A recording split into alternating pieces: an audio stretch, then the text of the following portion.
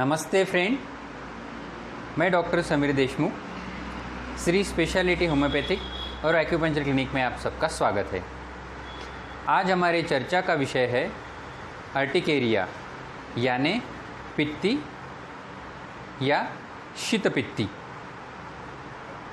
दोस्तों, चर्चा शुरू करने से पहले अगर आपने मेरे चैनल को सब्सक्राइब नहीं किया है तो चैनल को अभी सब्सक्राइब कीजिए और बेल आइकॉन को हिट करना ना भूलिए ताकि आप मेरे हर वीडियो के बारे में अपडेट रहें।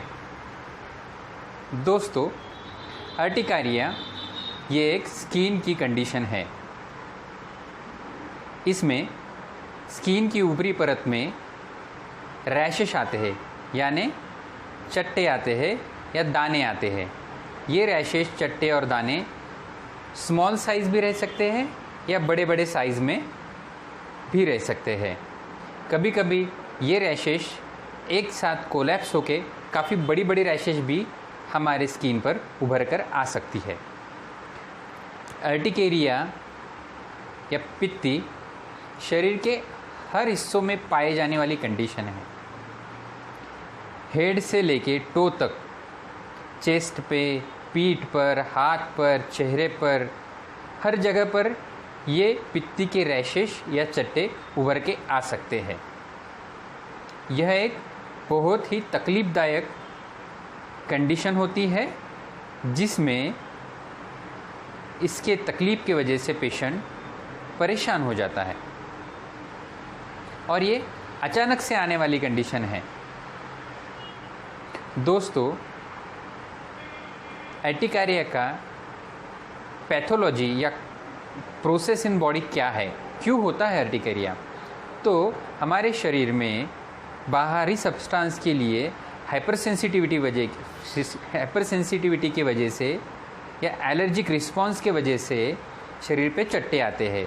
जब भी कोई अंदरूनी सब्सटेंस या बाहरी कोई सब्सटेंस हमारे शरीर के कांटेक्ट में आता है तो शरीर की इम्यूनिटी सिस्टम हाइपर रिएक्टिव हो जाती है और उस टाइम शरीर में हिस्टामिन नाम का एक द्रव सीक्रेट होता है जिसके रिस्पॉन्स की वजह से, जिसके रिएक्शन की वजह से शरीर पर रैशेस आते हैं।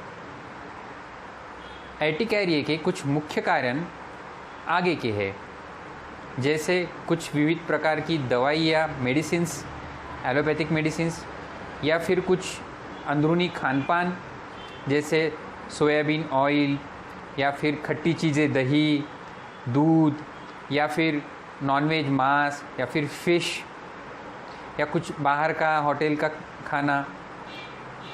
ऐसे कुछ चीज़ों के वजह से अर्टिकारिया उभर के आता है। या फिर पैरासाइटिक इन्फेक्शन, ये भी एक कॉज है। या फिर इन्वायरमेंटल चेंजेस यानी change of weather, excessive heat, excessive cold, इनको बॉडी के हाइपर सेंसिटिव रिस्पॉन्स की वजह से भी शरीर में अर्टिकारिया उभर के आता है। दोस्तों, अर्टिकेरिया का डायग्नोसिस क्लिनिकली ही संभव है।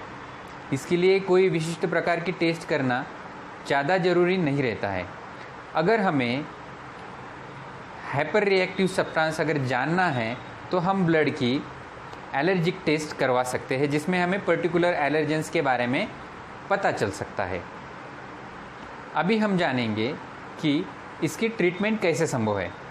तो दोस्तों, होम्योपैथी में अर्टिकेरिया के लिए बहुत ही बढ़िया दवाइयाँ, मेडिसिन्स उपलब्ध है।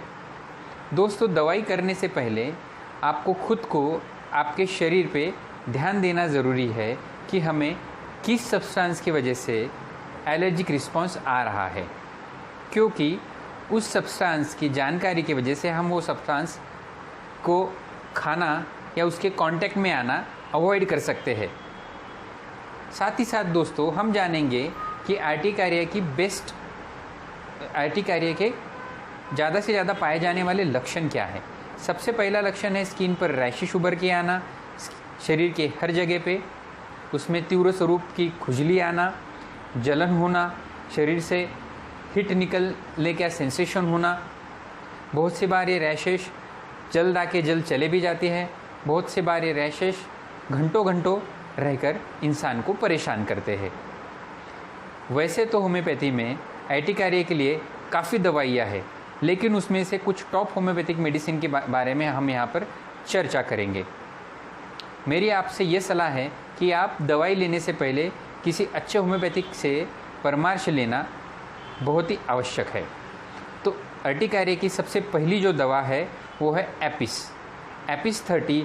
ये दवाई जिन्हें बहुत लाल सर दाने उभर के आना, चेहरे पे ओठों पे स्वेलिंग आना, दानों में अंगार होना और गर्मी से दाने बढ़ना, ऐसे कंडीशन में काफ़ी असरदार पाई गई है। अगली दवाई है रस्टॉक्स 6C। ये दवाई बारिश में भीगने की वजह से या ठंडी की वजह से होने वाले अर्टिकारिया के लिए काफ़ी उपयुक्त जानी गई है। अगली दवाई है आर्सेनिक एल्बम 30। ये दवाई में पेशेंट को प्यास अति ज़्यादा होती है, पेशेंट रेस्टलेस होता है और पेशेंट को अर्टिकारिया की कंडीशन वार्म एप्लीकेशन से कम लगती है। ऐसे पेशेंट में आर्सेनिक एल्बम बहुत ही अच्छे तरीके से काम करता है। अगली दवाई है, और आर्सेनिक एल्बम अगर फ़िश खाने की वजह से भी अर्टिकारिया होती है तो उसके लिए भी काफ़ी असरदार पाया जाता है। अगली दवाई है पल्सेटिला 30। जो भी मरीज़ में वार्मथ के वजह से, गर्मी के वजह से अर्टिकारिया बढ़ता है और घर में आते ही जब हम अनड्रेसिंग कपड़े उतारते हैं और नए कपड़े पहनते हैं उस टाइम अर्टिकारिया बढ़ जाता है। इस पेशेंट में स्पाइसी फूड, ऑयली फूड खाने की चाहत ज़्यादा रहती है, पानी की प्यास कम रहती है। ऐसे लोगों के लिए पल्सेटिला 30 बहुत ही असरदार दवाई है। अगली दवाई है डल्कामारा 30। ठंडी हवा के वजह से होने वाले अर्टिकारिया के लिए ये दवाई बहुत ही असरदार पाई गई है। अगली दवाई है हिस्टामिन 1M। ये दवाई हर किसी एलर्जिक कंडीशन के लिए होम्योपैथी में काफ़ी असरदार पाई गई है। अगली दवाई है एंटीक्रूड 30। जो मरीज़ में मीट खाने की वजह से अर्टिकारिया होता है या पेट की गड़बड़ी की वजह से, पेट साफ़ न होने की वजह से और उसके टंग पे वाइटिश कलर की परत देखी जाती है, ऐसे पेशेंट में एंटीक्रूड 30 काफ़ी असरदार पाई जाती है। अगली दवाई है नाइट्रामोर 30। ये दवाई सन एक्सपोजर के वजह से होने वाले अर्टिकारिया या एक्सरसाइज और एक्सर्शन के वजह से होने वाले अर्टिकारिया में काफ़ी असरदार पाई गई है। और अगली मेडिसिन है सल्फ़र 30। ये मेडिसिन हर स्किन कंडीशन में अगर व्यक्ति के सिम्टम्स मैच होते हैं तो it is a king of skin disease in homeopathy. अगला एक मदर टिंचर जो कि हर पेशेंट में अर्टिकारिया के लिए काफ़ी उपयुक्त माना गया है, वो है अर्टिकारिया वीरियंस क्यूब।